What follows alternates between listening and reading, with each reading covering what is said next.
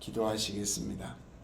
하나님 아버지 감사합니다. 오늘 다시 말씀의 자리로 불러주시니 참으로 감사드립니다. 성령 하나님 이 시간 함께하여 주셔서 이 말씀이 선포될 때에 하나님의 뜻이 선포되게 하시고 우리 성도님들 한 분 한 분 가운데 그리고 저에게 역사하여 주셔서 꼭 필요한 말씀이 심령에 새겨질 수 있도록 인도하여 주옵소서. 말씀 전한 저에게도 함께하여 주셔서 주님의 은혜로 말씀 전할 수 있도록 도와주시고 하나님이 말씀 듣는 모든 시간 가운데 주님께서 주관하여 주셔서 주님께 집중하며 말씀 들을 수 있도록 역사하여 주옵소서. 우리 주님 예수님의 이름으로 기도합니다. 아멘. 성도님, 그 옛말 중에 부처님 눈에는 부처님만 보이고 돼지 눈에는 돼지만 보인다라는 말이 있습니다. 혹시 들어보셨습니까? 부처님 눈에는 부처님만 보이고 돼지 눈에는 돼지만 보인다. 이 말은 사실 조선을 세운 이성계와 당시 스님이었던 무학대사 간의 뼈있는 농담에서 비롯된 말이었습니다. 어느 날 태조 이성계가 이 무학대사에게 대사님은 참으로 돼지같이 생기셨습니다 라고 농담을 건넸습니다. 그런데 그 무학대사가 미소만 띄울 뿐 아무런 대답을 하지 않는 것입니다. 그래서 이 이성계가 무학대사에게 다시 물었습니다. 대사님, 왜 아무 말씀도 없으십니까? 대사님 눈에는 제가 누구로 보입니까? 무엇으로 보입니까? 라고 물어보았습니다. 그때 이 무학대사가 이성계에게 이렇게 대답합니다. 어르신은 부처님같이 보입니다. 이성계는 그 얘기를 듣고 의아해하면서 저는 대사께 돼지 같아 보인다고 했는데 왜 대사께서는 저를 부처님 같아 보인다고 말씀하십니까? 라고 되물었습니다. 그러자 무학대사가 웃으며 이렇게 대답한 것입니다. 부처님 눈에는 부처님만 보이고 돼지 눈에는 돼지만 보이는 법입니다. 이 말이 무슨 말일까요? 밖에 있는 대상이 중요한 것이 아니라 내 안에 어떠한 마음이 있느냐가 중요하다는 것을 꼬집은 농담이었습니다.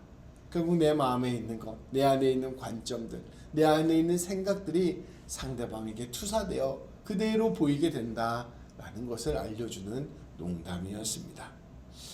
이 농담은 우리의 생각과 판단을 곱씹게 하는 힘이 있습니다. 마음속에서 내가 이기심이 많은 사람은 다른 사람도 다 이기심이 많을 것이라고 생각합니다. 내 안에 의심이 많은 사람들은 다른 사람들도 의심이 많을 것이라고 생각합니다. 상대방의 말, 상대방의 행동을 곧이곧대로 보지 않는 것입니다. 또 어떤 사람이 만약에 마음에 순수한 마음, 단순한 마음이 있다면 그 사람은 다른 사람의 이야기를 순수하고 단순하게 들을 것입니다. 다른 사람 마음속에 꿍꿍이가 없다고 생각하는 것이기 때문입니다. 잠깐 제가 예를 든 것이지만 놀랍게도 우리는 상대방의 모습을 실제로 보는 것이 아니라 내가 사람을 이해하는 대로, 내가 세상을 이해하는 대로 사람을 이해하고 바라보는 경향이 있는 것입니다. 결국 내 마음에 비친 상대방을 보는 것이기 때문에 이 상대방의 진짜 모습보다는 내 마음의 모양대로 상대방을 파악하는 경우가 허다하다는 것입니다. 그래서 우리가 인간관계를 맺다 보면 정말로 소통이 안 된다는 것을 곳곳 많이 느낍니다. 저 사람은 어떻게 저렇게 생각을 할까? 저 사람은 어떻게 저런 모습을 보일까? 저 사람은 어떻게 나를 그렇게 생각할까? 이런 경우가 사람을 살다 보면 많이 마주치게 되는 경우라는 것이죠. 우리가 이것을 넘어서서 객관적으로 상대를 파악하고 객관적으로 상대와 소통하는 것은 사실 매우 어려운 일입니다. 자기 힘으로 자기 마음 밖으로 빠져나오는 것은 사실상 불가능한 일이기 때문입니다. 그래서 우리가 아주 솔직히 이야기하면 우리는 늘 이해한다고 하면서 오해하고 있고 우리는 늘 알았다고 하면서 더 모르는 존재라는 것을 정직하게 직면해야 할 것입니다. 이것이 바로 우리가 가진 깊은 한계인 것이죠. 이러한 점을 염두에 보면서 우리 계속해서 지금 나누고 있는 고린도 교회 성도들의 모습을 한번 떠올려 보고자 합니다. 이 고린도 교회 성도들의 마음은 어떠한 모양이었을까요? 그들의 생각은 어떠한 틀로 이루어져 있었을까요? 그 사람들은 어떠한 마음과 생각을 가졌기에 상대방을 자신들의 모습으로, 자신들의 생각으로 빚어 나갔던 것일까요? 이것들을 함께 살펴보면서 우리가 고린도 성도들의 마음을 한번 깊이 이해해 보도록 하겠습니다. 우리가 지난주에 나누었듯이 이 고린도 지역은 상업이 매우 발달하고 문화가 발달한 지역이었습니다. 우리가 지난주 말씀에서 말씀드렸는데요. 어느 한 신학자가 말하기를 고린도는 오늘날의 뉴욕과 LA와 라스베거스를 합쳐놓은 도시와 같다라고 표현하기까지 하였습니다. 정말로 풍요롭고 정말로 화려하며 번성하고 아름다웠던 도시가 바로 고린도 교회가 있었던 고린도 지역이었던 것입니다. 그런데 이런 도시 문화, 사람들이 함께 북적북적 살아가며 발전하는 그런 도시에 살아가는 사람들의 특징이 있습니다. 그런 도시 문화에서는 경쟁이 매우 치열한 법입니다. 누가 더 잘났냐, 누가 더 많이 가졌냐, 누가 더 능력이 있느냐를 서로가 한평생 비교하면서 경쟁하면서 살아가야 했던 곳이 바로 고린도였고, 이 고린도 사람들은 자연스럽게 그것이 체화되어 있었던 것입니다. 이러한 사회에서 사는 사람들의 특징이 있습니다. 경쟁이 치열한 사회, 비교가 치열한 사회에서 살아가는 사람들의 특징이 있습니다. 어떠한 특징일까요? 최대한 자기 자신을 부풀리는 삶을 살아갑니다.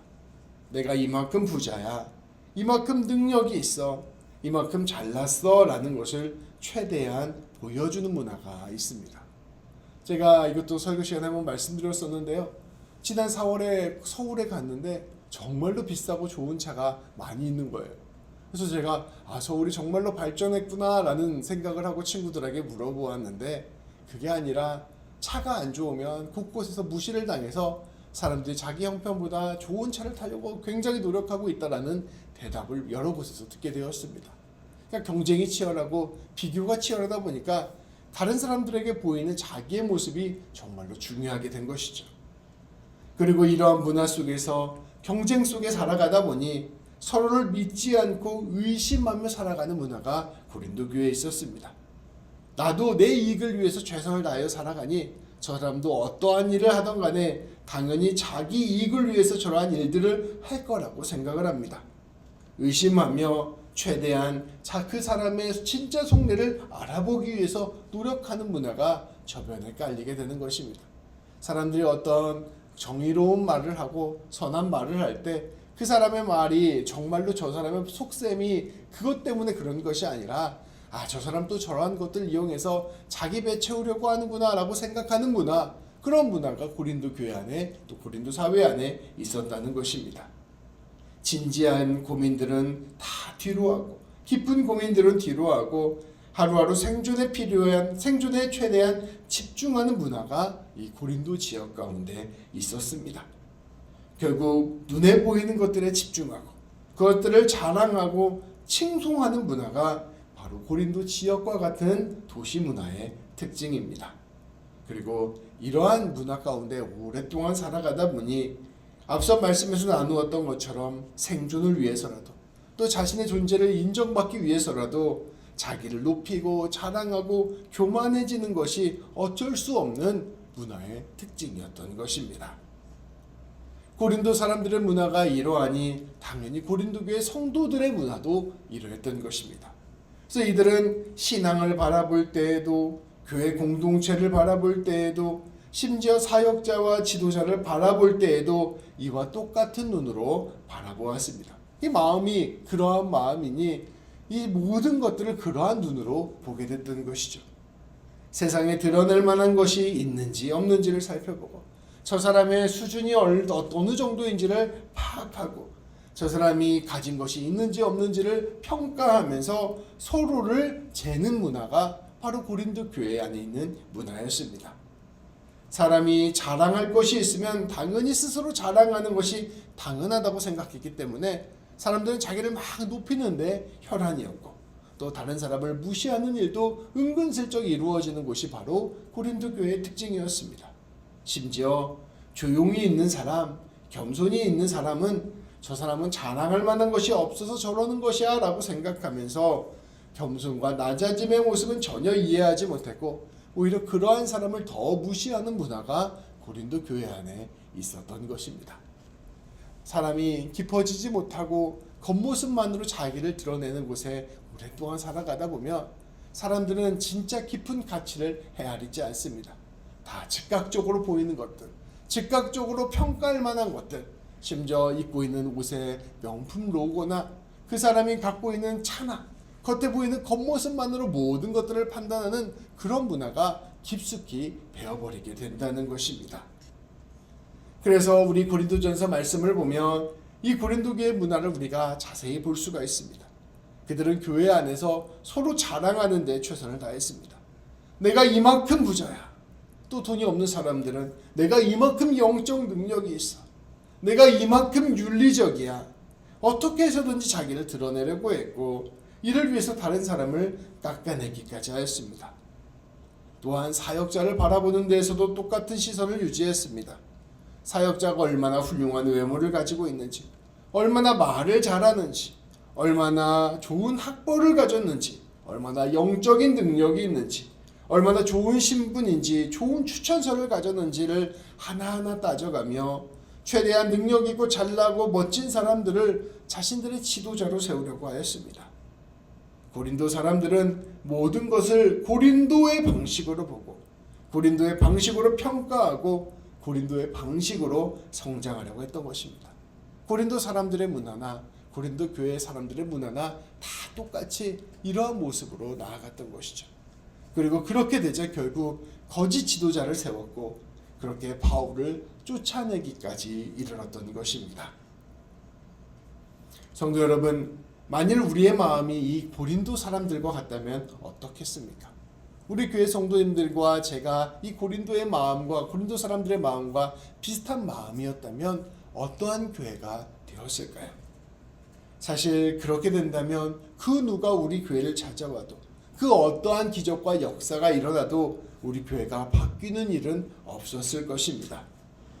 왜냐하면 결국은 우리가 보고 싶은 대로 보고 우리가 생각했던 우리의 방식으로 판단했을 것이기 때문입니다.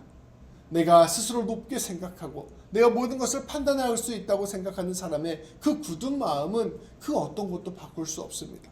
그래서 그러한 사람들이 가득 있는 곳에서는 어떠한 일들이 일어나도 그 마음이 변하지 않게 되는 것이죠. 오히려 모든 것들을 판단하고 재단하는 문화가 가득 채워졌을 것입니다. 앞서 속담처럼 내가 돼지의 마음으로 살아간다면 정말로 내 곁에 있는 모든 사람들이 다 돼지로 보이기 때문입니다. 그래서 모든 것들이 하나도 바뀌지 않은 채 겉모습만 교회의 모습이 되는 비참한 상황이 되어버리는 것이죠. 그래서 이런 모든 상황을 살펴보게 되면 결론적으로 우리에게 중요한 것이 무엇인지를 알 수 있습니다. 그것은 우리 안에 있는 이 마음, 생각, 그 가치관이 근본적으로 바뀔 때에만 이 교회가 새로워질 수 있고 이 교회가 주님 따라갈 수 있다는 것을 말씀은 우리에게 가르쳐주고 있습니다. 그렇다면 무엇이 우리의 마음속 가장 깊은 곳을 바꿀 수 있을까요? 무엇이 우리의 생각을 바꿀 수 있을까요? 성경은 또 그리고 바울은 오직 예수님만이 우리를 바꿀 수 있다고 선포하고 있습니다. 사람의 마음과 생각을 근본적으로 바꾸는 힘이 바로 우리 주님 예수 그리스도의 복음에 있다는 것입니다. 그래서 바울은 고린도 교회 성도들이 자기를 버리고 자신을 쫓아내고 거의 쫓아냈을 때 이 고린도 교회 성도들을 그냥 책망하거나 징계하지 않았습니다. 마음속 가장 깊은 곳이 바뀌지 않으면 이 내면이 근본적으로 바뀌지 않으면 실제로 변화되는 것이 아무것도 없기 때문입니다. 정말로 중요한 고린도 교회 성도들의 가치관이 고린도 사람들하고 똑같은 상태에서 그저 가르치고 훈계한다고 바뀔 일이 아니었습니다. 그래서 바울은 다시 한번 이 예수 그리스도를 고린도 교회 성도들에게 가르치고자 하였습니다. 예수님을 가르치고 예수님이 마음 안에 거하시고 예수님이 주관하셔야 이 고린도 교회가 새로워지고 이 고린도 교회가 고린도 사회에서 빛과 소금의 역할을 감당할 수 있을 것이라 바울은 믿었던 것입니다. 고린도후서 오늘 함께 읽었던 11장에 앞선 2절 3절 말씀을 보면 이러한 바울의 마음을 잘 볼 수 있습니다. 우리 2절 말씀인데요. 우리 함께 봉독하도록 하겠습니다. 내가 하나님의 열심으로 너희를 위하여 열심을 내노니 내가 너희를 정결한 청녀로 한 남편인 그리스도께 드리려고 중매함이로다. 그러나 나는 뱀이 그 간계로 하와를 미혹한 것 같이 너희 마음이 그리스도를 향하는 진실함과 깨끗함에서 떠나 부패할까 두려워하노라. 아멘.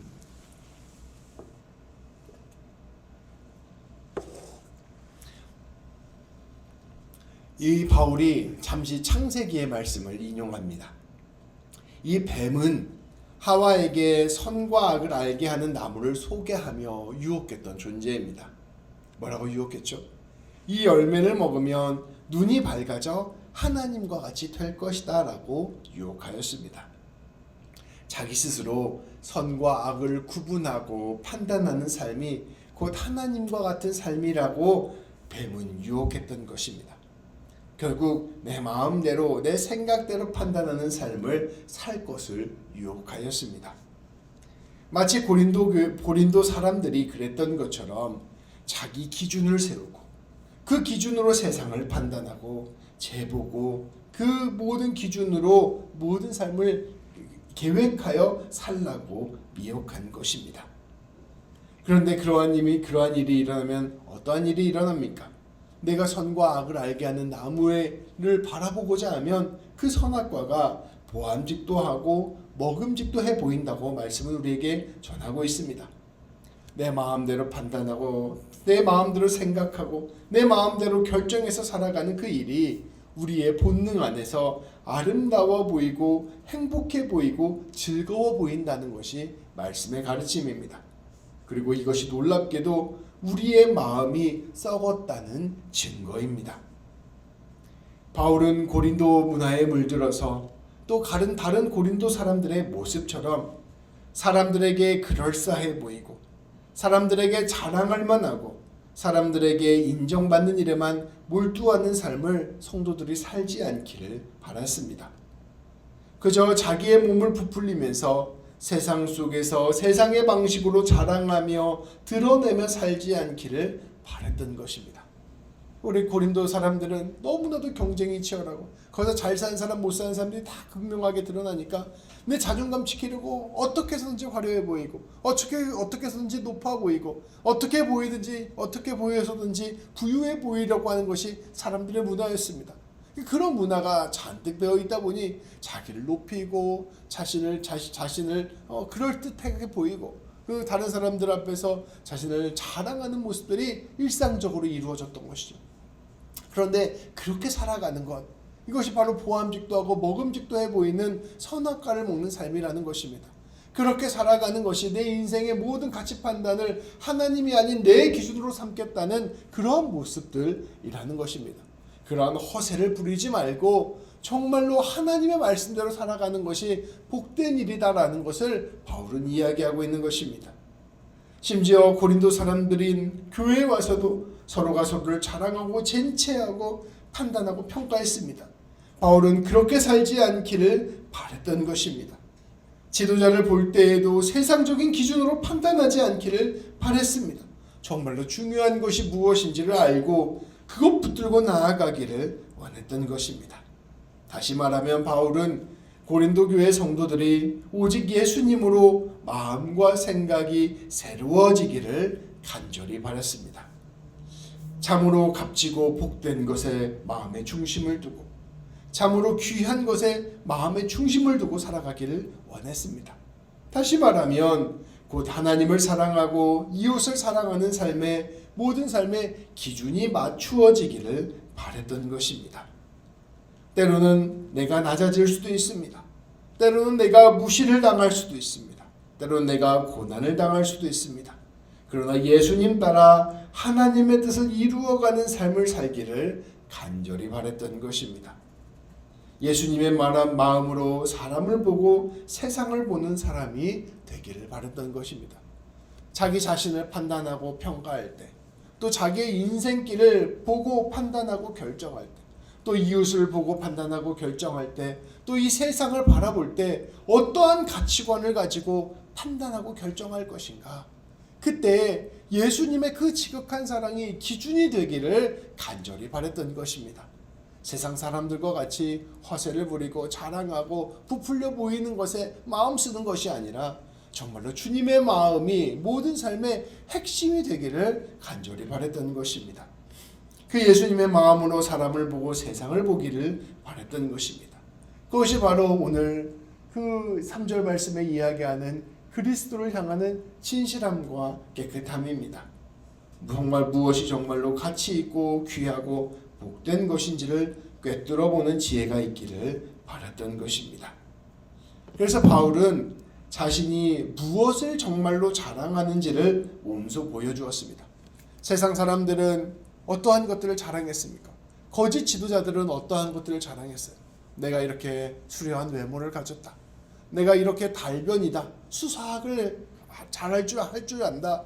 내가 이렇게 철학적이다.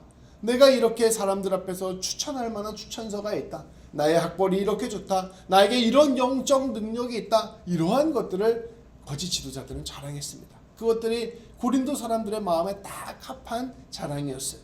그런데 바울은 이러한 자랑이 아니라 자기에게는 진짜 자랑이 있다라고 선포하면서 오늘 말씀을 선포한 것입니다.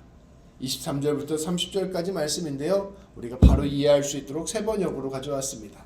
한 절씩 교독해서 읽도록 하겠습니다.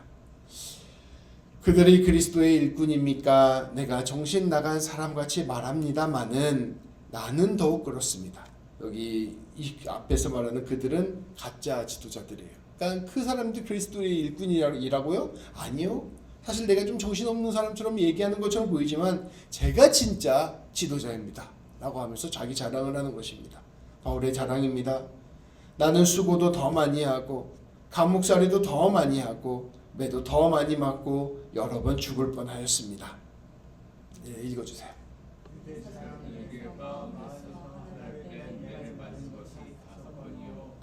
채찍으로 맞은 것이 3번이요 돌로 맞은 것이 1번이요 파손을 당한 것이 3번이요 밤낮 꼬박 하루를 망망한 바다를 떠다녔습니다.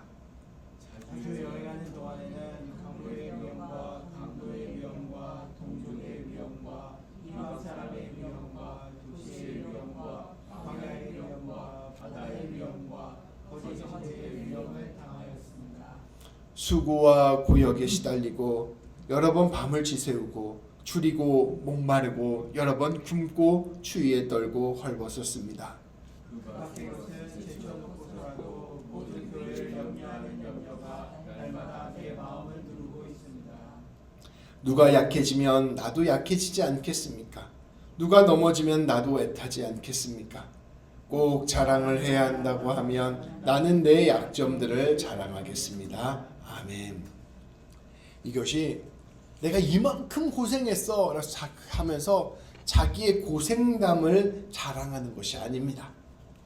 바울은 자기 자신이 살아왔던 그리스도적인 삶, 그리스도인다운 삶, 그리스도의 마음으로 살아가는 삶을 고백하였습니다. 바울은 어떠한 사람이었나요? 하나님의 그 지극한 사랑을 깨달은 사람이었습니다. 그리고 그 하나님의 사랑이 아직도 복음을 알지 못하는 수많은 이들을 향하고 있다는 것을 알게 된 사람이었습니다. 그리고 성령님께서 자신을 붙들고 계심을 느끼고 있었고 그 성령님께서 나를 이끌어 주셔서 나로 하여금 예수 그리스도처럼 자신을 기꺼이 내어주는 삶으로 인도한다는 것을 아는 사람이었습니다. 그래서 그 하나님께 온전히 붙들려서 하나님과 더불어 살아가는 삶을 살았던 것이죠. 바울은 그 점을 자랑했던 것입니다. 그렇게 살아가다 보니 때로는 고난을 맞이하기도 하고 어려움을 당하기도 하고 매를 맞기도 하고 모욕을 당하기도 하고 온갖 수난을 다 당하였습니다. 예수님 믿으면 그런 고난을 당한다는 이야기가 아닙니다. 예수님을 믿는 것이 너무나도 귀했기 때문에 그 예수님의 십자가 안에 담겨져 있는 너무나 큰 가치를 발견했기 때문에 고난마저도 그것을 고난마저도 그것을 막을 수 없었음을 고백하는 고백이 바로 바울의 지금 고백인 것입니다. 바울은 이처럼 자신이 온전히 예수님께 붙들려서 예수님과 함께 걸어온 그 삶을 자랑했던 것입니다. 이것은 고린도 사람들의 마음으로는 결코 보이지 않았던 가치입니다. 그들이 봤던 건 무엇입니까? 바울의 상한 몸을 보고 허약해진 목소리를 들었을 것입니다. 누추한 옷을 입고 그의 연약한 모습만을 보았을 것입니다. 모든 것을 잃어버린 듯한 사람의 모습, 어떻게 보면 거의 거짓골을 하고 있는 사람의 모습이 바로 바울의 모습이었습니다.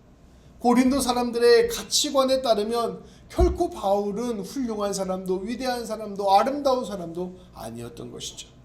그런데 고린도 교회 사람들의 눈이 아닌 예수 그리스도의 눈으로 보면 바울은 참으로 귀하고 복되고 값진 사람이었음을 우리는 꿰뚫어 볼 수 있게 되는 것입니다. 우리가 고린도 사람들의 눈을 가지고 있다면 우리는 그저 바울의 겉모습만을 볼 줄 아는 사람들이 되었을 것입니다. 마치 돼지 눈엔 돼지가 보이는 것처럼 세상 사람의 눈으로 살아가는 사람에게는 가장 값진 것도 가장 허름한 것으로 보이게 될 뿐인 것이죠. 그런데 우리가 그리스도인이 되었다면, 이제 예수를 십자가를 깊이 깨달은 사람이라면 완전히 새로운 눈을 갖게 됩니다. 마치 바울이 눈의 비늘이 뜯겨지면서 예수 그리스도의 복음을 전하게 된 사람처럼 예수님을 알게 된 사람은 새로운 눈을 갖게 된다는 것입니다. 바울이 지극히 큰 하나님의 영광 안에 있다는 것과 너무나도 아름다운 성령님의 옷을 입고 있다는 것과 세상 그 무엇으로도 이길 수 없는 보혈의 권세를 가지고 있다는 것을 볼 수 있게 되는 것입니다. 그 누구도 죽일 수 없는 생명을 가지고 그 무엇으로도 헤아릴 수 없는 하나님의 사랑을 전하는 사람이 바로 바울이었습니다. 귀한 성도 여러분, 우리의 마음에 무엇이 있느냐에 따라서 우리가 바라보는 것이 새롭게 보입니다. 우리 안에 돼지가 있으면 세상 모든 것들이 돼지의 기준으로 판단됩니다. 그러나 우리 안에 예수님이 계신다면 우리는 예수님의 시선, 예수님의 가치, 예수님의 기준으로 세상을 보게 됩니다. 바울은 오늘 말씀을 통하여 우리에게 예수님의 눈을 갖기를 권하고 있습니다. 예수님의 기준으로 완전히 새로운 기준을 갖기를 권면하고 있습니다. 무엇이 가장 아름다운가? 무엇이 가장 존귀한가? 무엇이 가장 가치 있는가? 무엇을 위하여 우리가 살아야 하는가를 새롭게 생각하길 요청하고 있습니다. 세상 사람들은 매일매일 우리에게 세상의 가치관을 이야기해주고 있습니다. 이것을 가져야 돼. 이것 정도는 해야 돼. 이것 정도는 할 수 있어야 돼. 세상의 수많은 이야기들이 우리로 하여금 날마다 세상의 가치관을 우리에게 주입하고 있어요. 그 가운데서 우리는 정말로 우리가 품어야 될 생각, 마음이 무엇인가를 날마다 새롭게 생각해야 한다는 것입니다. 말씀을 붙든다는 것, 예수를 믿는다는 것은 그렇게 새로워지는 것을 의미합니다. 더 깊이 말하면 우리의 생각과 마음과 삶 전부가 뒤집어지는 것이 바로 예수님을 믿는 것입니다. 다시 태어나는 것입니다. 말씀은 우리에게 거듭난 삶을 요구하고 있는 것입니다. 이러한 삶은 어떠한 삶입니까? 이 세상 가운데 자기 자신을 부풀리고 자랑하고 높이는 삶을 사는 것이 아닙니다. 우리 주님의 지극한 사랑 안에서 자기 자신을 직면하고 감사하고 주님이 주시는 그 사랑 붙들고 기꺼이 낮은 자리로 내려가는 삶으로 나아가는 것입니다. 고린도의 길로 걸어가면 당장은 화려하고 당장은 멋있어 보이고 당장은 귀해 보일지 모릅니다. 그러나 날마다 더 외롭고 더 지치고 더 지루해지고 더 허망하게 될 것입니다. 선택을 할 때마다 그 세상의 가치관, 고린도의 가치관을 가졌으면 어리석은 선택을 하게 될 것입니다. 그러나 바울의 길, 예수님의 길은 어떠합니까? 고난과 어려움이 우리를 맞이할 수도 있습니다. 심지어 그 길이 세상으로부터 인정받지 못하는 길이 될 수도 있습니다. 그러나 그 길을 선택하는 사람은 세상이 알 수 없는 참된 기쁨과 평강을 누리고 가장 귀한 복을 누리게 될 것입니다. 모든 삶 가운데 예수님의 지극한 사랑을 경험하게 될 것입니다. 그리고 그것을 통하여 아름다운 주님의 일들이 이루어지게 될 것입니다. 이 썩어가는 세상 가운데 소금의 역할을 감당할 수 있을 것이며 이 어둠 가운데 빛이 되는 사람이 될 것입니다. 오늘 말씀 앞에서 다시 한번 우리 주님 예수님 바라보면서 우리의 마음과 생각과 영혼의 길을 깊이 살피고 우리 예수님께서 원하시는 길로 걸어가게 되는 우리 모든 성도님들 되시기를, 그렇게 결단하게 되시기를 우리 주님의 이름으로 축복합니다. 기도하시겠습니다.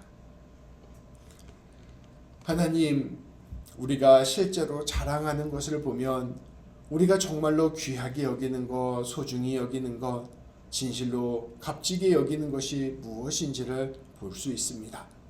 하나님, 우리가 하나님을 자랑하는가? 우리 주님 예수님을 자랑하는가?